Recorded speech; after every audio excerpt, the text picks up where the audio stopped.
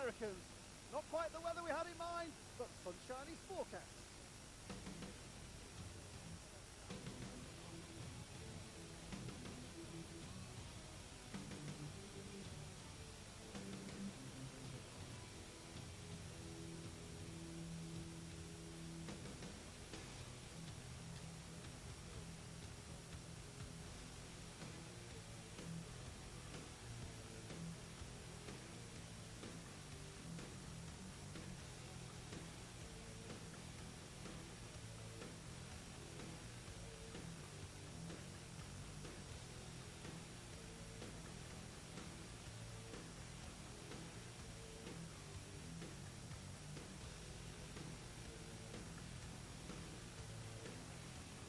Legends has taken off so phenomenally over the years. How many cars have you got out there now? Approximately right at 3,300 cars worldwide right now. Yeah, we're the largest manufacturing of race cars in the world. The 2.5-mile Sears Point Raceway, just 20 miles north of San Francisco, provides the challenge for all the drivers, Brits and Americans alike. And they're organised into 3 different categories. In the semi-pros, we'll see Gary Thomas and John Mickle try to take the title. In the Masters, for the over 40, previous British Championship driver, Philip Mosley, he goes in that one. And in the All Pros, Tip Stewart tries to clinch the world title.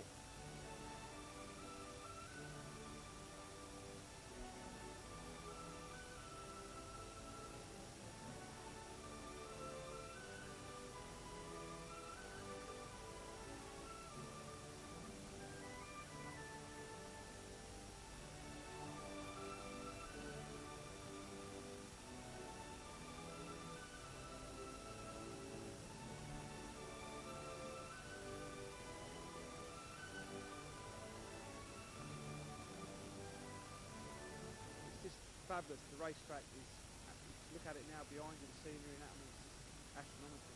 It's big boy racing, they say. Every division is tremendous. There's guys in the semi-pro ranks that can be running in the pro ranks. The only thing about the Masters is there's got to be an old guy to run the Masters. So, you know, I'm king of the old guys for 2 years, and so hopefully, you know, be king of the pro guys. But, yeah, it's going to be tremendous. A lot of people have travelled over 2,500 miles to be at this event. Some of them have travelled day and night for 52 hours and just not stopped just changing shifts on drivers to be here. Well, we'd like to win. We'd like to win. We came to win. We've won every road racing championship there's ever been in legend cars. Has come from this team. And that's which has only been just the 3rd year, but we won all of it. Their experience in road racing is probably not as great as us in the UK. And it's been noticeable today in practice. You know, we come to some sharp left and right hand turns, and they've been lifting, and I'm still on it. And I've been having to back off as having to touch their bumper, but it's been great fun. And I think as long as we can have a run through the traffic, I think we'll be moving on. It's great to have new people out here. We've been looking to try and expand the series, so it's great to have somebody.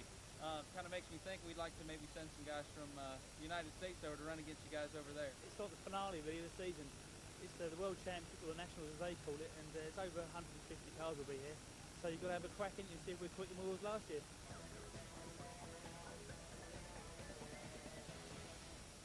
In terms of the track here, what's your favourite part of it? I think the Esses, 8 and 8A. I've been to Skip Barber School, and Skip had the school here at Sears Point twice, and they spend an inordinate amount of time in 8 and 8A, and I feel so comfortable over there. Now, I'm probably jinxing myself in the race, but 8 and 8A is where I get most of my speed. It's a long track and just a really wide variety of corners, some fast sweepers, some really short braking areas. It's great. Obviously, the track's slightly different from the UK, but very similar along the lines to Knock Hill with the corners. So we've just come here with basically our Knock Hill setting, put it on the car, a couple of slight adjustments. There's a very, very, very long left-hand bend called the carousel, which was something with a bit of understeer on the exit, which is causing me to lift and lose a bit of speed down the straight. So we just dialed that out of the car, and I think we'll be pretty close. The track's 2.5 miles long, and it's unbelievable. I mean, you want to walk around the track up down the hills, perhaps you can see it on board camera. It's all blind bends and up and down downs, and it's like flat out, shut your eyes and hope for the best. So up and down, you just can't believe At home you get a track, and it's a technical track, which I would have probably put a technical track probably being Donington and Knock Hill, what we race at, yeah, but there's like 14 turns here, and you're doing over 100 mile an hour on most of them, you know. I mean, there's the carousel over the back there, and you can imagine if you just get it wrong, you're, as you'd say, a passenger, you know. I mean, it's astronomical. I expect later on in the practice sessions I will be a passenger, and I will kiss some of these barriers, I can guarantee you this. I mean, I haven't had a crash all year, and I can guarantee it's going to happen. Now, Tick should be careful about making predictions like that. Let's join him out on the track during free practice.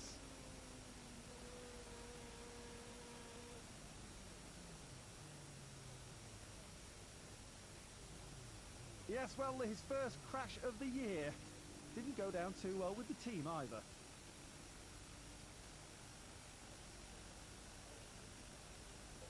Totally my fault, to be honest, you know. I put my hands up. It's the first time this year that we've gone in at a crash where it's my fault. I was round in the yellows and I was just feeling it through, and it really felt really good, you know. And greens dropped and I went through, and I tried to get around the outside of the guy around the top bend, hit the marbles, and I was heading head first, and I blipped the throttle and stemmed it in sideways, you know. But, yeah, that's not a problem. It's only a little spindle. I mean, you know, amazing job. The only thing is I've lost a few laps in practice.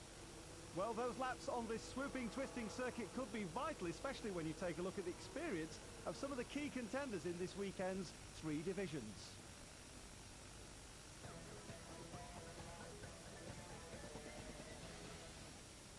I've got a bit of Legends racing experience, a couple of state championships running circle track, and now I'm also road racing on a Dodge Viper. Oh, it was about 4 years ago. My sister was selling the cars out in California, and she gave me an opportunity to run a car, and sort of hooked ever since. So, Michael, Century Racing feared amongst Legends drivers, it would seem, including our own Tick Stewart, but have you had a chance to look at him? Yeah, he's a good driver. He's going to do well. I don't think he'll beat my team, but he's a good driver. Who have you got out there in the pros? Don Reynolds, who's our coach, and he holds a lot of records on his track in other series. And Gary Copeland, who just went by, he's a good driver too. The pro champion from England, I've watched him a little bit. He's trying extremely hard. He's probably a little out of control. And whether or not he can do 12 laps and down the track will be the feat. You know, we're doing, our lap times are, you know, a bit faster than his, and so he's probably overdriving, trying to catch up. It's going to be a tremendous battle in the Masters division. My buddy and owner of the company, Mike Dillard. Come here, Mike. Come here. Yeah, this is Mike Dillard. He's owns Century Racing. This guy right here has a really good shot of being a Masters champion. And my other teammate, Mike Salmon, and my good buddy Alan Marshall from San Antonio, Texas. So yeah, the only problem is he's from Texas. But, it's going to be a tremendous shootout in that race right there. I'll tell you, and Philip will be in there too. I've got a lot of competition, including Philip Mosley from the UK, who Philip and I have been driving against each other all summer, and it's been a great joy, but in about an hour, the friendship's going to end for just a few minutes at least. Oh, there's some fast lads here. 03 from San Antonio, Texas, Alan Marshall. He would have won it last year but for an engineering fault on his car. Very fast guy. Mike Dillard from the Century Racing is also fast. Mike Samus, 25, another Century Heating guy. We've ding-donged all year with each other. As long as he's a good boy and observes all the yellow lines, doesn't jump to start, he'll also be fast. They don't like running close, so I think the best way for me and Gary is just keep them close, and I think they get a bit hemmed in a bit. So one of them hard, and I think we'll be okay, but there are some quick guys out there. I think if me and Gary get in the top 6, I think we've done ever so well. Well, as we've heard, John and Gary compete in the semi-pro division, but have the disadvantage of being in unfamiliar cars, having rented Legends for the weekend. John in 99 here, and Gary in 2. They both made great starts in their first heats. Gary picked up a fantastic second, having pushed hard all the way. And in his second heat was again outstanding. A great start and some staggering overtaking, helping him to another fine second. The race car was a little bit slow, so got in the second and checked the mirror and he was home and dry then, so it's a good race. John Mickle gave it everything too in his first heat, including muscling his way past American Doug Rocha on the way to a tremendous victory. Actually ran me off into the dirt up there going into 7. I don't know if he's got a mirror in there or not, but maybe we got to turn it the other way. Now I'll see where he was. He was on the outside and I outrode him really, just panic broke him, so he didn't come around the outside. I think he locked up all forward and just gave me a tap, but there was no way he was coming by. In the second heat, John suffered gearbox gremlins, but remained positive. So I still think we're in the top 4 or 5 or 5 or 6 on the grid for the final, so we just have to sort of problem out and get going again. In the Masters division, Philip Mosley couldn't have done better. In his first heat, he sailed to victory, and then in the second, pulled off this brilliant manoeuvre, going from third to first in one perfectly executed move. The 2 wins put him on pole for the final. No, they just opened up the opportunity, and I stood on the anchor's brakes and just went into second gear and coasted around the inside. And breathed happily as I exited out with the side. Yeah, I was very pleased with that. In the first heat for the pros, Tick started at the back of the grid, with the team having done a great job of healing the damage from the off in practice. He carved his way through the pack, stealing places as he went. A controlled but determined drive gave him a brilliant victory. The second heat was equally intense. Tick needed to use all his racecraft to work his way through the pack, and this fantastic scrap with American Jimmy Adams only added to the spectacle. Tick went through and onto the flag to notch his second win of the weekend. To be honest, I come in real hard on the inside and I brake, because I knew he was going to try and sort of throw me a dummy like I threw him a dummy and got away with it, you know, and I just drifted out and I knew I'd have to jump to the line to him. I gave him all the wall and he had all the space he wanted to go, you know. Just, I think he'd be happy. Hey, that last lap was something else, though. We were back and forth all over one another, but hey, got to give it to him. He did a hell of a job. Join us back here at Sears Point Raceway just after this short break, when we'll continue to see how Tick and the boys can do. Sears Point Raceway in California, where we're tracking the progress of Tick Stewart, the British champion, as he goes after a world title. We're also following the progress of John Mickle and Gary Thomas as they race in the semi-pro division. Gary lined up third on the grid for the semi-pro final, with John Mickle right behind him in fourth. Gary got the blistering start he wanted, tucking into third place behind Black 7 Chris McCauley, while in 112 Mike Haynes stormed around the outside to lead. But up at turn 2, John was caught up in an incident. Sadly for him, it would drop him right down the order. Chris McCauley and Gary Thomas battled throughout, switching places under greens and closing up under the many yellows that dogged the final. Meanwhile, John's disappointment continued as he found himself with the return of the gearbox gremlins. Despite this, he would battle back to ultimately finish 14th of 38. For Gary, though, it was a fabulous second on the podium behind America's Mike Haynes, and later in the day, I caught up with him. I managed to get quite a good start again, and we had a few courses come out. We was really worried about the pictures. We had 2 points left when we got back in. I think we probably had 4 or 5 courses left. But it's fantastic. I mean, I thought I really wanted to try and, once I got up near the front, I wanted to try and keep in a trophy place in the top 5. But didn't dream of getting into near the second. Yeah, it's very tough for me, but very disappointing in one way. It's we're up the hill. We were 5th on the grid. Went for some gears and there was none there. And went up the top and we was in 3rd position. And, we went back to 38th, and I think we come back to 12th. It just that sums the year up, really, doesn't it? It just one big dilemma after another. But it doesn't matter. We'll come back and fight another day. And you'll be here next year, so perhaps we'll put it right next year. In the Masters final, Philip Mosley in the Pink Panther car had secured pole after his 2 wins in the heats. Larry Cope in 111 and Mike Samis in Black 25 his closest rivals as the cars set off on their formation lap. As the 5/8 scale 1930 sedans and coupes approached the green flag, Philip got the start he needed. He would lead into turn 1 with the massed ranks of legends galloping on behind.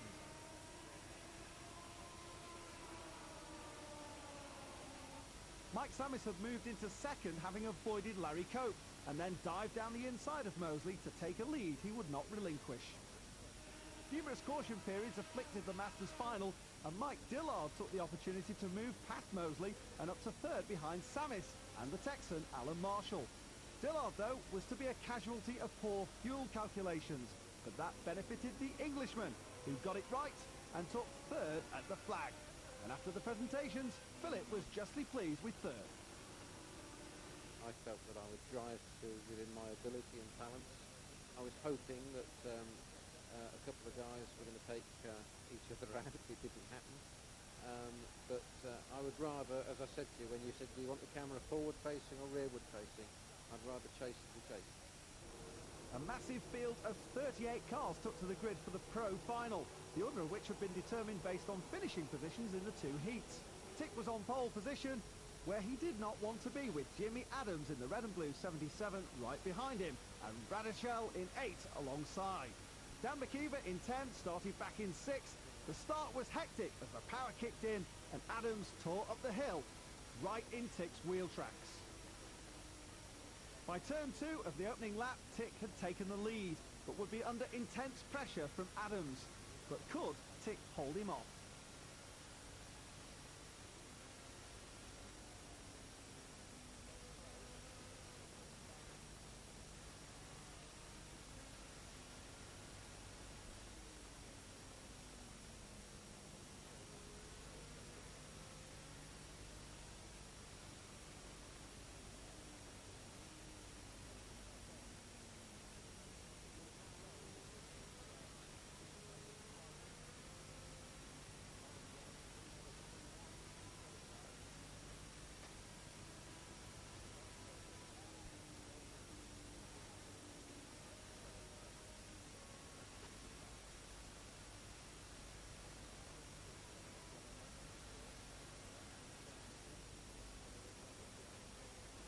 Coming out of turn 10, Tick clobbered the curbing and presented a golden opportunity to Adams and Radichel.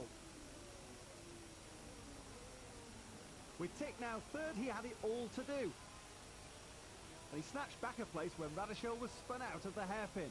He would drop to finish 22nd. Tick took the lead as Adams slowed in the carousel and waved those behind through. Over the next few laps, Tick established a lead, but 2 caution periods served to close the field, and Dan McKeever was determined not to squander the chance of a victory for the Americans. He grabbed the chance on the final lap. Tick momentarily slowed for a yellow, but didn't see the green that followed, and Dan dived through to lead and charge towards the checkered flag. As they came into the hairpin for the final time, Tick was 4 car lengths back, but gave one final roll of the dice anyway. The 2 battled side by side out of the final corner, fighting for all their worth. McKeever even hit the wall, but they still dashed to the line in search of victory. It was an incredible effort by Tick, and one for which the American had no reply. Tick Stewart was Legends World Champion.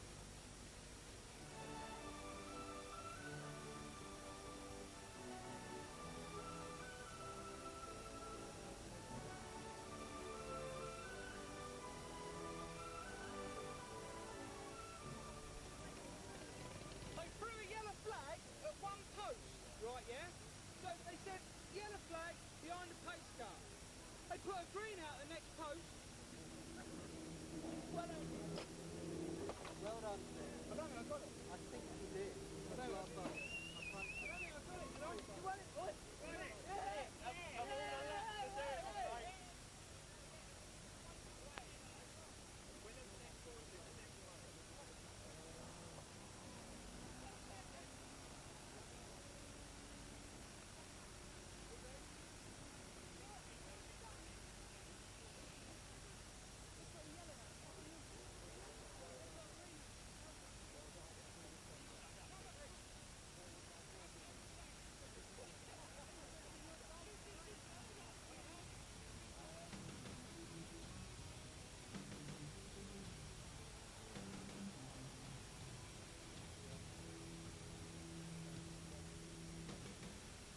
Fun. That's about as much fun as I've ever You had. see the green again, didn't you? Yeah, well, I owed it to you because the last one I thought that's why he got so far ahead. So, who won?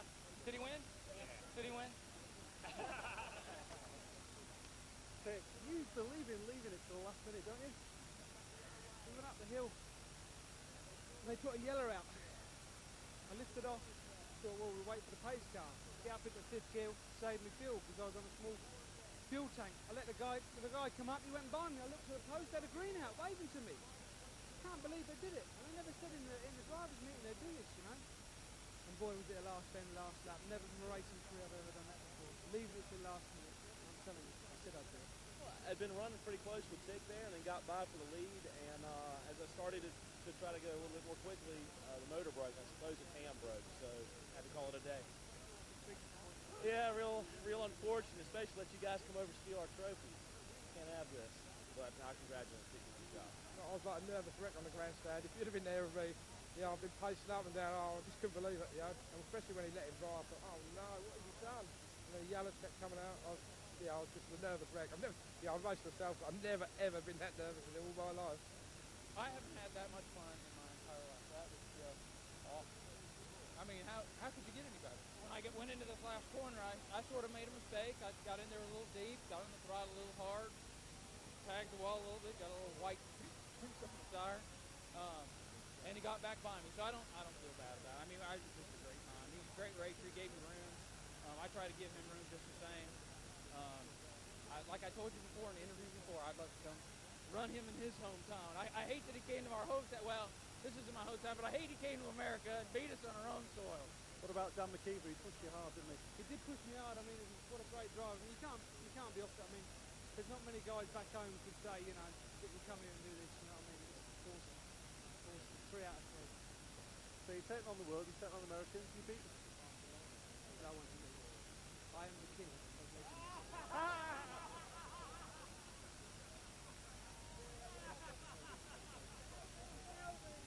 Mike, we had a conversation earlier on. You thought that our boy couldn't do it. Yeah, well, it was much better than I thought. When you think we've only been doing it for 4.5 years, and they've been doing it here for 8.5 years, just says that, well, we have it, don't we? We have the best drivers around. Do you think we've upset the Americans? Yes. In one word, yes. I haven't had the reaction from the governors of 600 races yet. No doubt they're going to be a little peeved that we come all this way and take over back to the UK. 3 prizes, first place, the second place, and the first place. There are only 3 divisions, and we have a prize for each one, which is absolutely amazing. I'm so happy, I can't tell you. I have some news that came off the phone, hot off the press, if you like, that Legends in the UK, or Legends Racing in the UK, is actually the fastest growing motorsport ever without a manufacturer backing. That's just come in today, actually, so I'm delirious.